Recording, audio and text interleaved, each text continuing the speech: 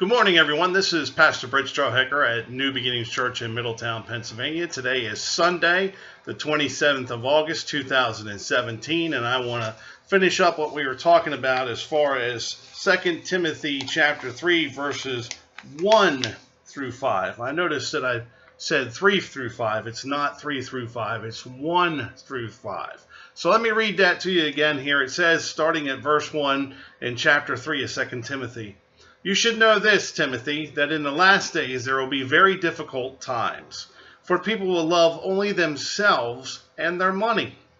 They will be boastful. They will be boastful and proud, scoffing at God, disobedient to their parents, and ungrateful. They will consider nothing sacred. They will be unloving and unforgiving. They will slander others and have no self-control. They will be cruel and hate what is good.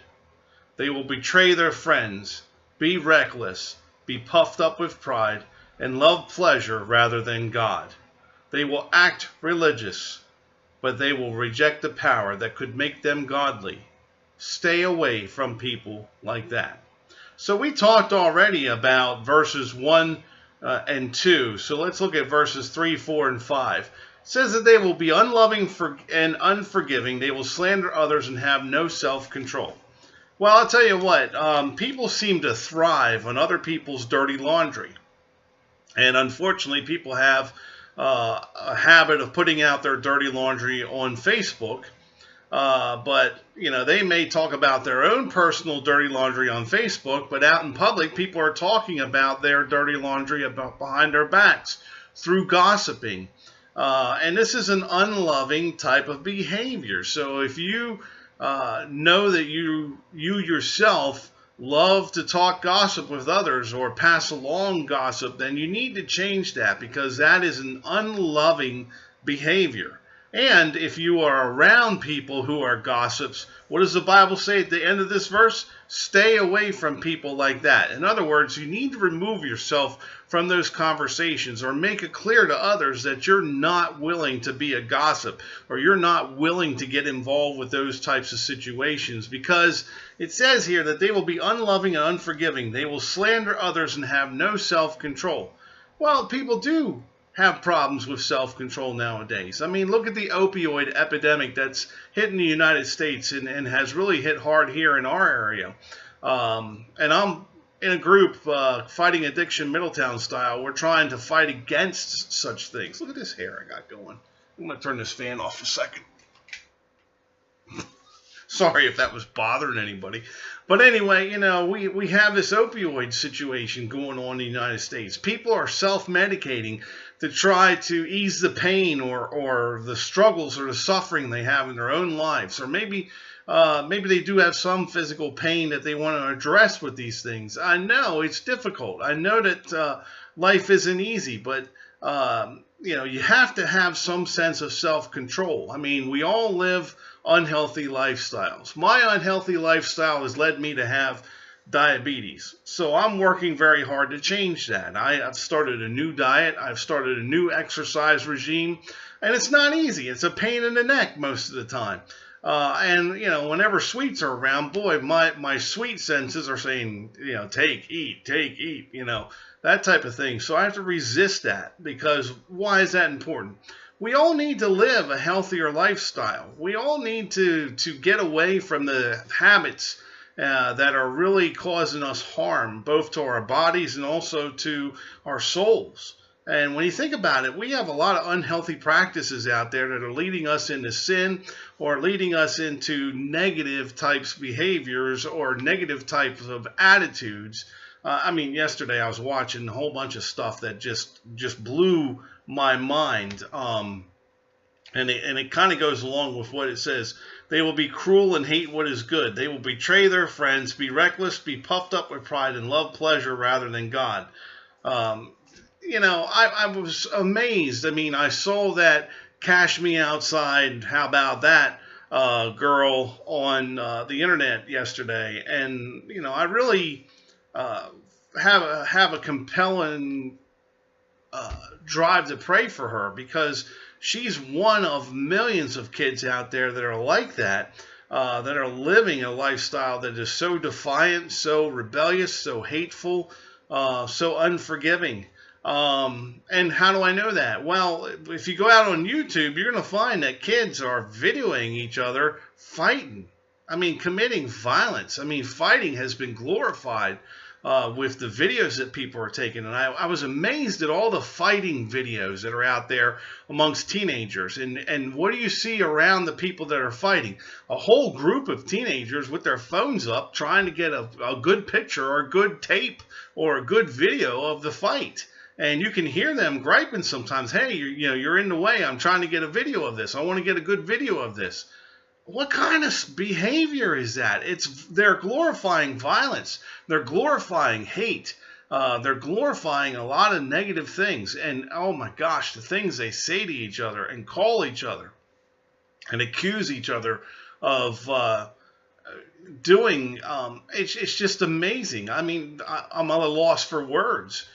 We need to stop this kind of cruelty and hatred. Not only did I see it in the teenagers, but I saw some little kids starting to glorify that behavior in their own ways because they see older people doing it. They look up to those older people and they start trying to act out in the same way and start admiring them and trying to be like other people. So the little kids are doing it. And also the parents. Oh my gosh, I saw a video where two women were arguing and saying some really nasty stuff about their daughters, about each other's daughters. Then they start fighting and committing violence, and people are like slamming heads on concrete or throwing people into walls and fences. I mean, it's a wonder people aren't getting killed. Well, I guess they are getting killed out there. But I saw a woman that was so mad at this other woman that she hit her at the car twice and then got out of the car and the two started fighting. I mean, what is that? What is that? That's what this verse is talking about. You know, they will be unloving and unforgiving. They will slander others and have no self-control. That's the chapel phone. I don't have to get that.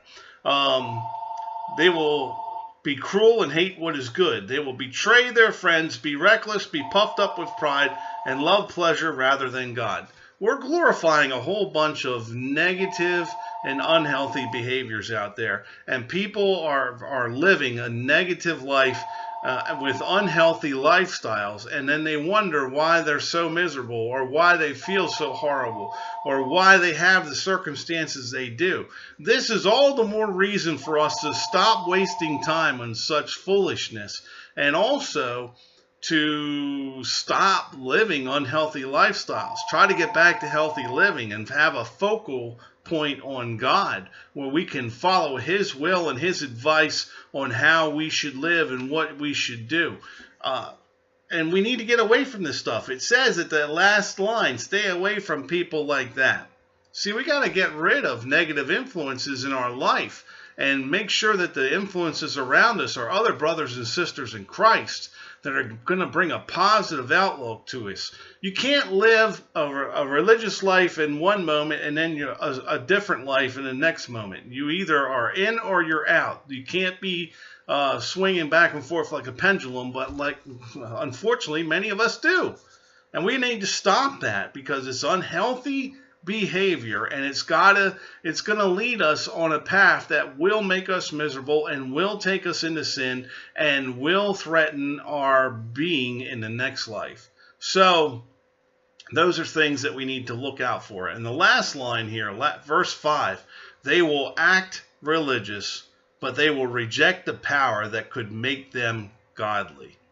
There are a lot of people out there that say they believe and act religious when it's convenient, but they don't live a religious lifestyle. And some people think, well, if I live a religious lifestyle, then I got to be like a prude, a monk, or a nun, or, just not enjoy life. Well, I'm telling you what, being a Christian and a follower of God is a more enjoying lifestyle than anything the world has to offer. And trust me, I know this from personal experience. I've lived in both worlds. I've been with the wrong crowd.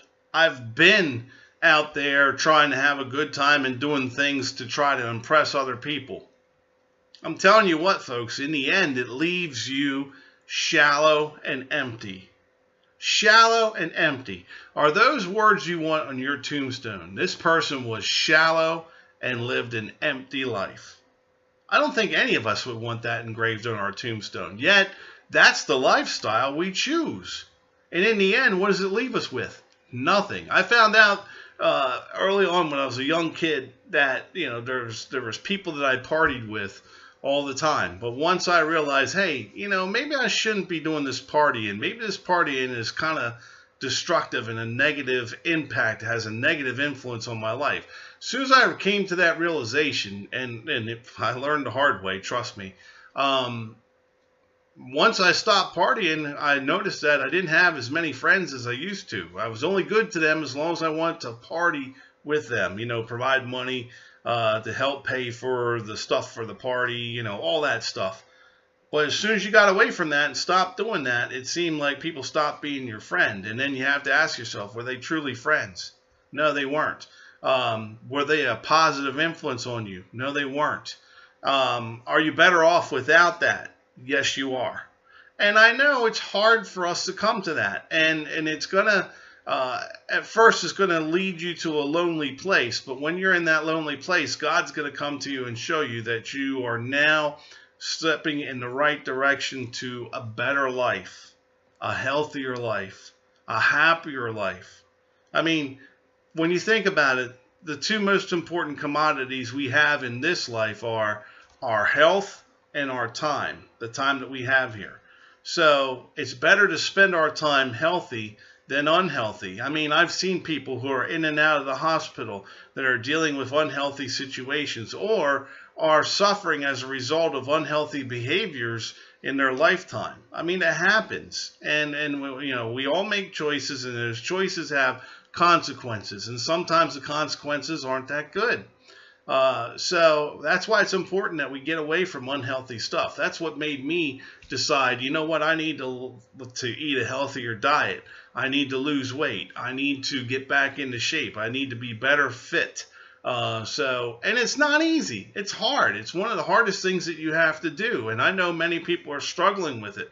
But you know what? Once you make it a part of your lifestyle, once you make it a part of your time in your life, it's a good investment of your time. And it's a better investment of your time than sitting around being sedentary and being slothful or lazy and eating unhealthy foods. I mean, you're going to feel so much better. You're going to look so much better.